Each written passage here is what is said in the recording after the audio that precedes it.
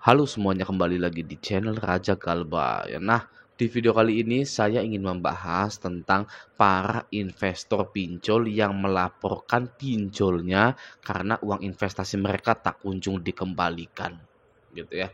Jadi, fenomena di tahun 2024 ini bukan hanya nasabah saja yang galbay, bukan hanya DC saja yang galbay, tapi perusahaan pinjolnya pun ikut-ikutan galbay ke investor mereka. Dalam dunia pinjol, sebenarnya semua pihak itu galbay. Ya, semua pihak itu galbay. Anda dan kita ini ya nasabah galbay. DC yang menagih Anda itu ya sebenarnya galbay juga loh. Itu sudah fakta, sudah pasti. Oke. Dan sekarang pinjolnya lah yang nggak bisa bayar ke para investornya. Ya, jadi pinjol itu bisnis yang merugikan semua pihak sebenarnya. Dari sisi nasabah, kita-kita ini ditekan, diancam, sampai ada yang bunuh diri gitu kan, dipermalukan kondarnya, kantor ditelepon, ya itu merugikan kita. Nah, dari sisi nasabahnya, dari sisi karyawan pinjolnya ditekan juga ya oleh bos dan nasabahnya. Apalagi yang berprofesi sebagai DC, divisi debt collector itu ya, itu ditekan sana sini, dimaki sana sini, sama kantor iya, sama atasannya iya, sama nasabahnya juga, ya. Nah, sekarang dari sisi investornya, ya duitnya hilang. Ya, duitnya hilang sama seperti kasus yang akan kita bahas ini ya. Jadi sudah saya katakan berulang kali, pinjol itu tidak ada kebaikan di dalamnya. Semuanya dirugikan oleh yang namanya skema bisnis pinjol tersebut. Ya, semuanya itu dirugikan ya. Maka dari itu menurut saya jalan satu-satunya ya harus di-stop. Ya, harus diberhentikan, bukan hanya stop membayar saja ya.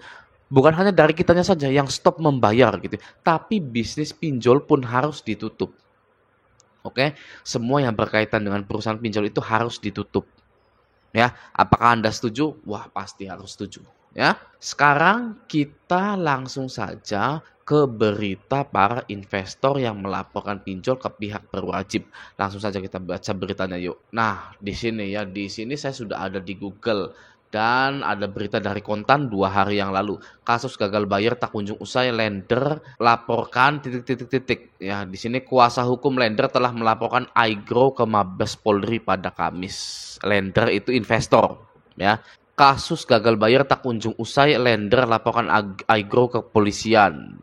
Lalu di sini dari bisnis.com, Modalin dahulu bernama Aigro menyebut akan berupaya membantu para lender agar bisa segera mendapatkan kembali dananya. Ini 16 Oktober 2023. Ya, sedangkan sampai mungkin tahun ini 2024 para lender atau investor ini belum mendapatkan uangnya gitu. Maka dari itu dilaporkan ke pihak yang berwajib gitu. Saya ingin membahas yang lebih penting lagi daripada lender atau investor itu melaporkan pinjol modalin gitu ya. Ada satu hal yang harus Anda sadari atau pelajari di sini ya. Hal ini sangat penting sekali Anda pahami. Apa itu? Yakni galbay itu untuk para nasabahnya tidak masalah sama sekali. Bukanlah masalah yang besar. Oke, di sini kasusnya para investor pinjol mau uang mereka kembali. Ya kan, para investor pinjol ini mau uangnya mereka kembali. Lalu yang diperkarakan apakah Andanya atau perusahaannya? Nah, ya, jelas-jelas yang diperkarakan adalah perusahaannya, bukan nasabahnya. Oke ya, jadi buat Anda yang masih suka jump scare, takut, panik, cemas, berlebihan gitu ya, ini Anda boleh ambil sampel dari sini. Ya, ketika Anda gagal bayar, nasabah itu tidak akan diperkarakan. Yang koar-koar nasabah akan diperkarakan itu ya cuma DC pinjolnya saja. Ya karena itu ya sudah tugasnya. Ya koar-koar bikin malu gitu kan. Itu tugas DC ya. Tapi ada pelajaran yang bagus dalam kasus investor modalin ini ingin mendapatkan uangnya ya. Ini edukasi ya. Tidak ada pelajaran tentang bertahan di dunia digital ini di fakultas manapun. Saya jamin itu. Ya, ini edukasi hutang yang dosen ekonomi pun belum tentu bisa kalau dirinya terjerat pinjol. Maka dari itu, karena kurangnya edukasi hutang piutang seperti ini, banyaklah berjatuhan korban di pinjol sampai ada yang bunuh diri. Oke, menganggap mereka itu, waduh nanti akan madesu, masa depan suram. Ya gimana nih hutang saya? Padahal dari berita seperti ini kita bisa belajar yang diperkarakan itu ya pinjolnya. Ya. Bahkan ada lagi, jika tingkat gagal bayarnya tinggi di suatu pinjol, yang didenda, yang dihukum itu pinjolnya, bukan nasabahnya. Ya, seperti itu. Indonesia itu kurang edukasi hutang piutang gagal bayar itu. Ya, sekarang saya tanya, sejak umur berapa Anda tahu kalau hutang di bank dan tidak bisa bayar akan disegel rumahnya? Dari mana Anda tahu kalau nggak bisa bayar hutang, di leasing, diambil motornya? Ya, sejak umur berapa Anda tahu kalau hutang di bank dan tidak bisa bayar akan disegel rumahnya? Dan dari mana Anda mengetahui hal tersebut? Ya, jawabannya pasti ketika Anda sudah besar. Ya, ketika Anda itu sudah umur 25, 22, 20 lah, 20 tahunan gitu. Dan mostly dari pengalaman sendiri dan dari internet sosial media. Anda melihat rumah dipilok dengan tulisan tanah ini sedang dijaminkan atau sedang dalam pengawasan Bank A, ya.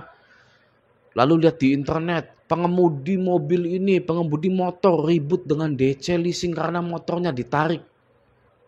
Gitu ya. Hal-hal tersebut ya manajemen hutang piutang itu tidak pernah diajarkan di pendidikan formal. Ya harusnya dikasih tahu pada saat SMA gitu kan. Karena kita saat lulus SMA kita itu cenderung akan kredit motor, kredit mobil, kredit rumah gitu kan.